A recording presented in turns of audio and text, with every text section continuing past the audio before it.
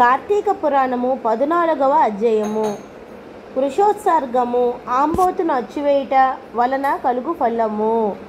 జనక మహారాజా, కార్తీక పౌర్ణమి నాడు వృషోత్సర్గము ఆంబోతును అచ్చివేయుట చేయువాడు జన్మాంతర పాపములన్నిటి నుండి విముక్తుడగును. ఆ రోజున పితృప్రీతిగా ఆంబోతును అచ్చివేయువాడు 1,000,000 సార్లు గయా శ్రాద్ధము చేసిన ఫలము పొందును. స్వర్గలోకమున నున్న పితరుల మన వంశములోని వాడెవడైనా కార్తీక పౌర్ణమి నాడు నల్లని గిత్తను విడిచిన ఎడల మనము తృప్తి పొందుదుము గదా అని తలచుచుందురు.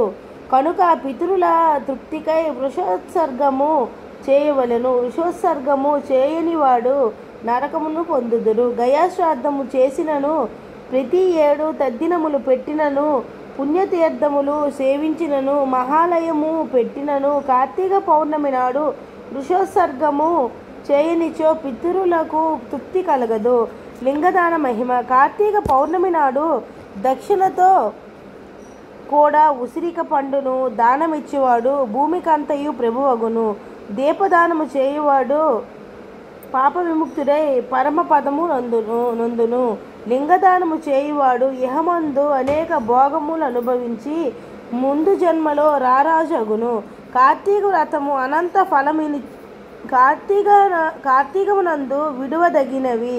కార్తీక వ్రతము అనంత ఫలమునిచ్చినట్టిది, దుర్లభమైనది. కార్తీకములో పరుల అన్నమును, పితృశేషమును, నిషిద్ధ వస్తువులను, శ్రాద్ధాన్నమును భుజించరాదు, తిలదానము గ్రహించరాదు. కార్తీక మాసములో అమావాస్య, పౌర్ణమి, పితృదినము, ఆదివారము ఈ దినముల యందు గ్రహణ సమయములందును రాత్రిపూట భోజనము చేయకూడదు. ఏకాదశి నాడు రాత్రింబవళ్ళు, వ్యతిపాత, వైద్యుతి మొదలగు నిషిద్ధ దినములలో రాత్రి పూటను భుజించకూడదు. మాస నక్తవ్రత మాచరించువాడు ఏకాదశికి పూర్వోత్తర దినములను రాత్రి భోజించకూడదు. ఛాయానక్తము చేయవచ్చును. కార్తీక వ్రతం ఆచరించేవాడు పై విషయములు గమనించి జాగ్రత్తగా చేయవలెను. అంతేగాక కార్తీక మాసములో తలంటు స్నానము, కంచు పాత్రలో భోజనము, స్వగృహమందు స్నానము, నిషిద్ధ దినములలో రాత్రి భోజనము, వేదశాస్త్ర నింద చేయకూడదు. పగలు నిద్రించకూడదు. శక్తి గలవారు వేడి నీటితో స్నానము చేయకూడదు.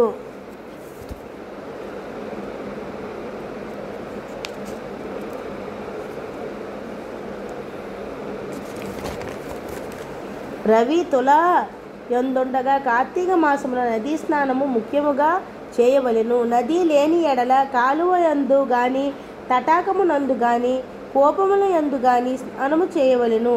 తటాకముల యందు స్నానము చేయనప్పుడు గంగేచ. శ్లోకం. గంగేచ యమునే కృష్ణే గోదావరి సరస్వతి నర్మదే సింధు కావేర్యో జలేస్మిన్ సన్నిధిం కురు అని పఠించుచు గంగా ప్రార్థన చేయవలెను.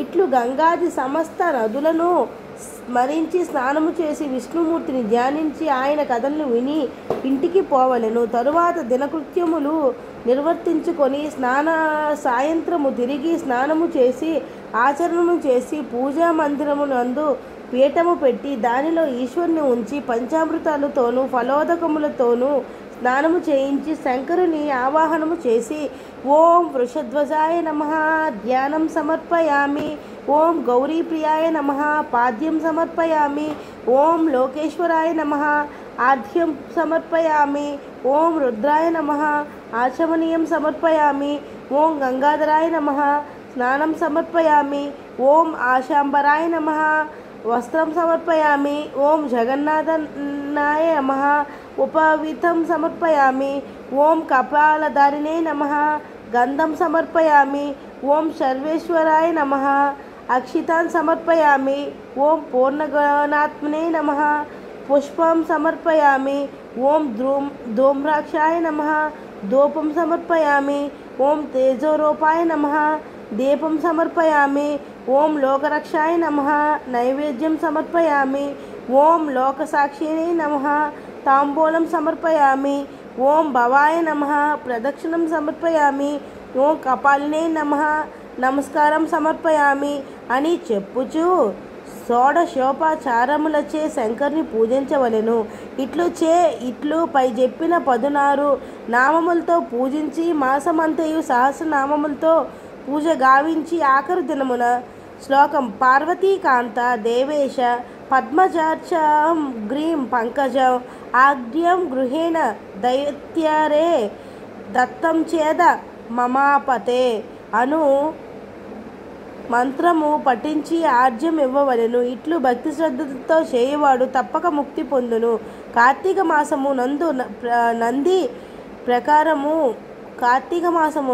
ప్రకారము మాసనట్ట వ్రతము చేయవాడు సకల పాపముల నుండి విముక్తుడగునని నారదాది మునీంద్రులు చెప్పిరి. కార్తీక మాసముల్లో చతుర్దశి నాడు పితృ ప్రీతికై బ్రాహ్మణునకు భోజనము పెట్టిన వాని పితరులు తృప్తి పొందుదురు. పండ్లు దానము చేయువాని సంతతి వృద్ధి అగును. ఉపవాసము ఉండి శంకరుని పూజించి తిలదాన మొసగువాడు కైలాసమునకు ప్రభువగును. కార్తీక శుక్ల చతుర్దశి నాడు ఔరస పుత్రుడు తిల తర్పణము చేసిన ఎడల పితరుల తృప్తి పొందుదురు.